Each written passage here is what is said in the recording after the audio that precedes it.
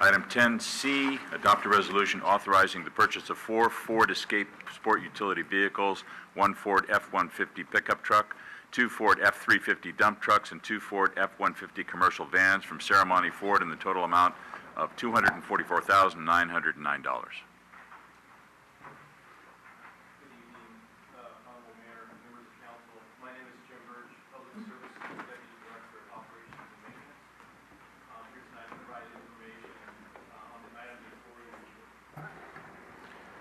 Start again, Jim. Start again? Here tonight to provide information on the item before you that would authorize the purchase of 9 vehicles, which are part of our fleet replacement program. The vehicles for your consideration tonight represent a portion of the 17 that were approved by the council as part of the CIP equipment budget appropriation. The remaining 7 vehicles presented to the, will be presented to the council at a later date. The vehicles are necessary to ensure a reliable fleet and to replace vehicles which have reached the end of their serviceable life. The vehicles on this list have an average age of 17 years, with the oldest one being 21 years old. Several have serious mechanical or regulatory compliance issues, which render them unreliable or not available for use. One of the cable vans has already been sent out to auction some months ago. So we went out to bid in early March, and we received 4 proposals. Ceremony Ford had the lowest bid, the qualified bid, at $244,909.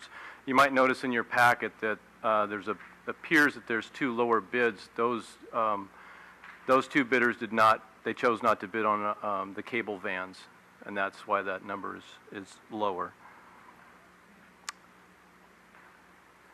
The resolution before you would authorize the purchase of 2 vehicles for the cable TV department, 3 vehicles for the water division, 2 for engineering, 1 for the community development department, and 1 for the streets and storm division. In your staff report, there's more details about each vehicle. I know some of the council members were able to look at some of the vehicles last week, and I'm available for any questions you might have on this item. Good. Any questions at this time? Just one comment for myself. I wanted to, sometimes I've asked staff in the past to come and look at the vehicles, so I was appreciative and surprised and pleased when I got the email saying, can you stop by and if you want to take a look. And I did, and I appreciate that. And Clara, thank you for having someone there who has not only the background as far as our mechanic, but in his own hobbies, obviously knows cars very well. So I hope that also we gravitate toward that expertise, both within the workplace and outside the workplace that he has in making some of these decisions going forward, because I think obviously it's important to include everybody in that process. Right. I also toured a couple of these vehicles the other day, and you sold me. So that's what I have to say.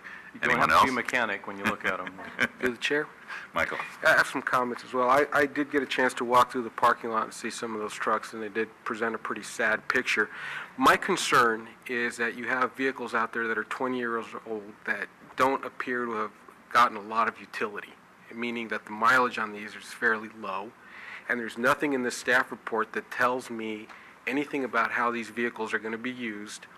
There's a lot of duplicate vehicles that are being assigned to different departments, but nothing that's very compelling about why vehicles can't be shared, why there can't be better resource sharing. That would, I would be a lot more comfortable retiring a 3-year-old vehicle with 200,000 miles on it than a 20-year-old vehicle that appears to have sat in a parking lot for the majority of its life. And then I read things about, blown gaskets and things in these trucks, which to me sounds like vehicles that were either not being used properly or not being maintained properly, because at the mileage that these vehicles have, those are pretty significant levels of damage to them. And I know that we had some cable vans that were grossly undersized, and we fixed that, and we're kind of moving forward, but there's nothing in here that tells me that a little SUV is going to be able to do the same type of work that a small pickup used to do. And then if they are going to do it, then would a small sedan then be just as effective? There's nothing in here that tells me any of that.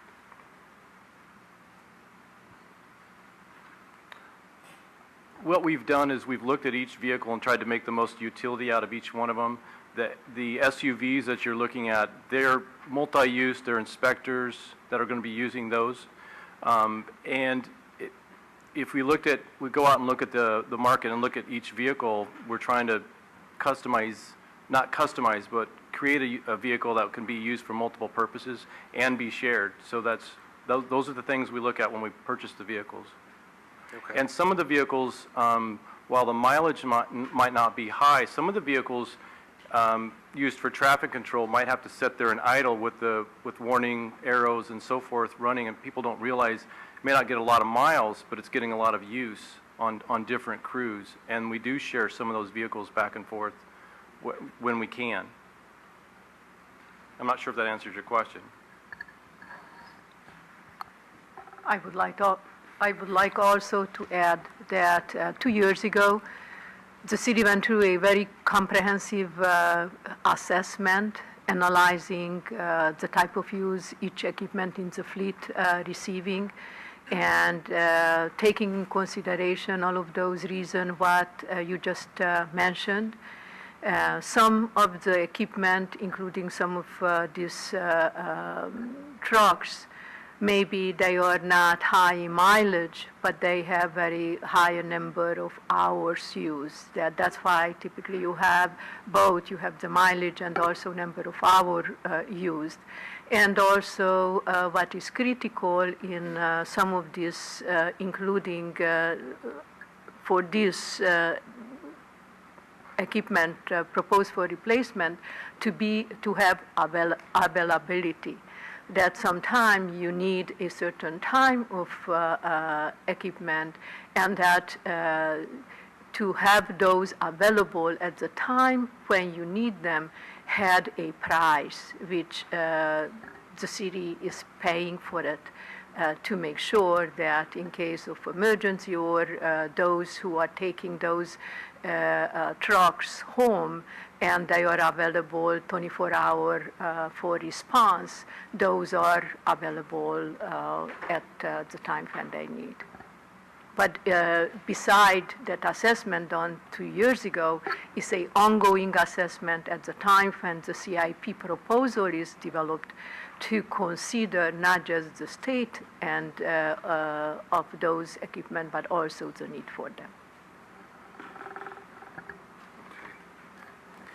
But you're still looking at a one-to-one replacement and there's really nothing that would indicate to me that level of utilization.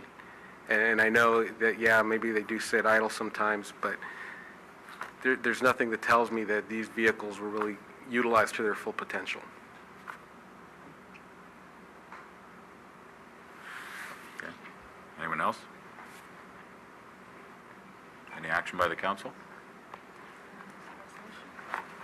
I'll introduce the resolution. Councilmember O'Connell.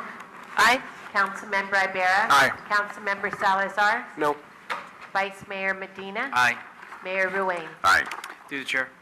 Please. Just based on Councilmember Salazar's comments that he brought up, I would hope then maybe at the budget study session that we're going to have, if we're asking for that or CIP, some of the qualifiers that can be measured are valid. And then those should always be looked at to make sure that we're doing our due diligence. I know you talked about vehicles that are on standby. You know, is there a radius in which they get to go home? Who makes that determination? What does that add to it? So I think the council member brings up some valid questions, and I think I want to sit up here knowing that the due diligence has been looked at in all directions. All right, thank you.